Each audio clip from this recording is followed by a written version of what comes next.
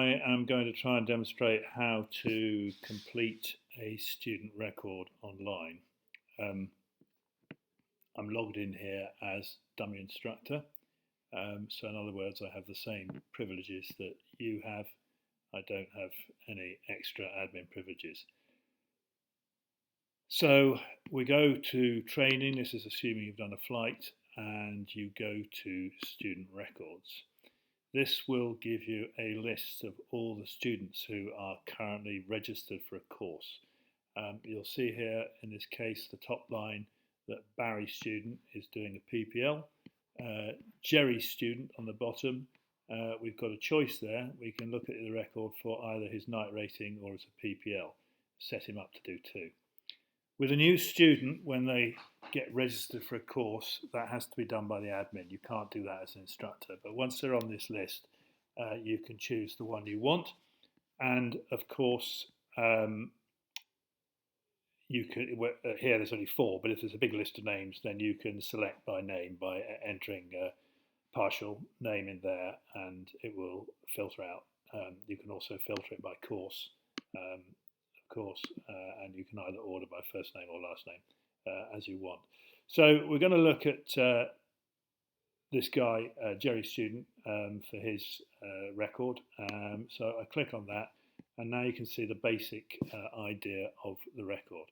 So on the top right, we've set these course requirements. I'll talk about those later, but basically they don't matter. It's a handy way of keeping track of progress through the course, but nothing's going to be a disaster if they don't get completed or ticked off at the time. Where it's particularly useful is in choosing how many hours have been done. So at the top left here, it will tell you what the next exercise is due. Exercise 1, familiarisation with aircraft, whatever it is. And this is set up from scratch. So we've got course hours at the moment 0, but we'll keep a running total of the course hours and divided down into like navigation and dual, solo, that type of stuff. Down here we have the outstanding training exercises. So these will slowly disappear as they get completed, which we'll talk about in a minute. But it's only showing the ones that still need to be done. And you will see that as we add records, it's the most recent record at the top. So records will end up being added in here. So to get down to this list of unfinished exercises, incomplete exercises, you can say click. It will offer you the opportunity. I'll show you in a minute to go directly there. But in this case, we're going to add the very first record. So you add the record. Now this won't work unless we actually have flight logs enabled. So you have to have a flight log to work from, if you like.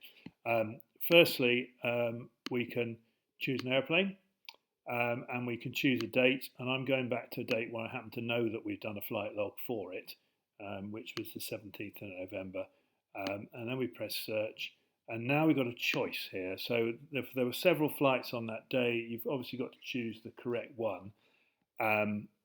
Normally this would be set to today's date, and because you're completing these within a day or two, there's not going to be a huge choice. When you've chosen the aircraft, there might be 2 or 3 to choose from. So as long as you know roughly what time you did it, you can choose the correct flight.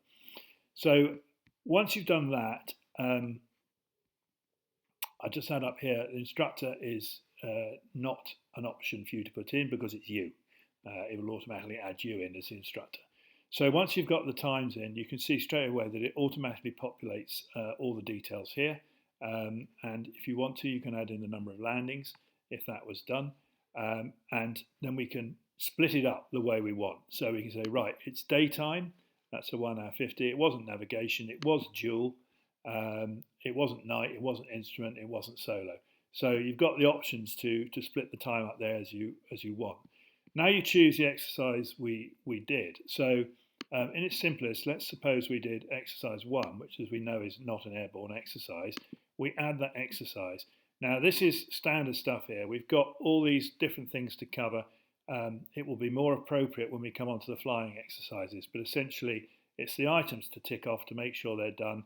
If you think they require further instructor input, then you can tick them off there. If you think basically no instructor inputs required, they just need to practice it a bit, then you can tick it off there. And when you think they've met the standard, you can tick it off there.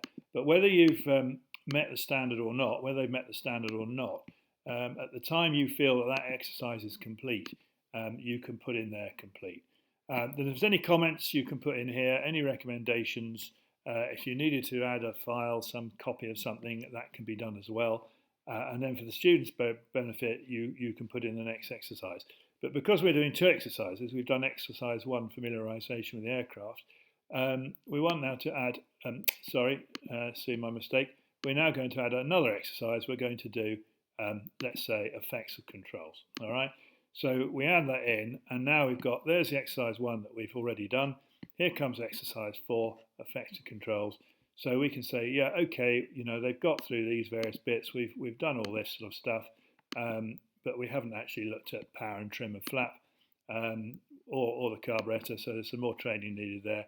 We didn't cover any other exercises, so we're happy with that. Yes, threat and error management was very good, but they do need more practice. Situational awareness, good, but they need more practice. Whatever. And then you can put in comments here, whatever it is. Good, first start. Recommendation, read up on exercise 6, and you can then put in the next exercise we'll be doing will be exercise 6 training level, whatever. And when you've done all that, you save it. So then we go back, now it becomes more obvious, we go back to the student record, and you can see that we've now got those first lesson is there. It tells you the details. You can click on that to look at what we've just put in again if you want to read the detail of it. And down here we've got what's been done, what's complete, what's not complete, and the various other exercises to carry on with. So essentially, and now the hours are starting to click up here, and it all starting to make sense. And then over here we should start to see hours clicking up towards the various, so that's 1.5 hours towards the 40 that's required. If you need to, this is the last exercise at the top. So if you need to edit that in any way at all, again you can click on there. So essentially that's what you do, and you will see a series of exercises, as I say, down here, basically copies of this element. So you can look at any previous exercise and see what the instructor comments are. And obviously, any of the where there's an orange and complete, you want to look at it and see what hasn't been covered. So straight away, it will flag up what hasn't been covered, or that there's an exercise where some element hasn't been covered. You can look at that and you can go, oh yeah, he still hasn't been taught about the mixture, or whatever it is, and you can incorporate that into the next lesson. So quite a neat system. So just coming back to here, on the right-hand side, the course requirements. As I said, you've got various things which tick off automatically. So the 40 hours will be ticked off automatically. The solo hours will be ticked off automatically. Solo nav hours or whatever. And the exercises, as we go through the various exercises, it will complete those until all 22 that we've got listed in there are completed. And then we can set certain things for pre-first solo. So these are not automatic. So if you want to tick those off, you can see I've out of sequence here. I've done this one to demonstrate it. First solo, brief and pro forma complete. But if we wanted to say adequate air knowledge was complete, then where you go to back into training, you now click on custom requirements. You click on your student details there, and then we can take the particular item, adequate air law knowledge, tick it, and we can say, right, that's now been done. We can put the date in that it was done. And any comments that you want. I'm supposed to say satis, save like that. So now when we go back to the student record as a whole, we will see that that item there, adequate air knowledge, has ticked off green. So and I think, I don't know this for sure, but I'm pretty certain that once a valid medical is entered in their personal data file, then that will go green automatically. But they can all be done manually. And as I said, in the grand scheme of things, this is pretty irrelevant. It's the writing the record and choosing the correct tech log to use is what matters. Different video, I'll be explaining how the tech log system works.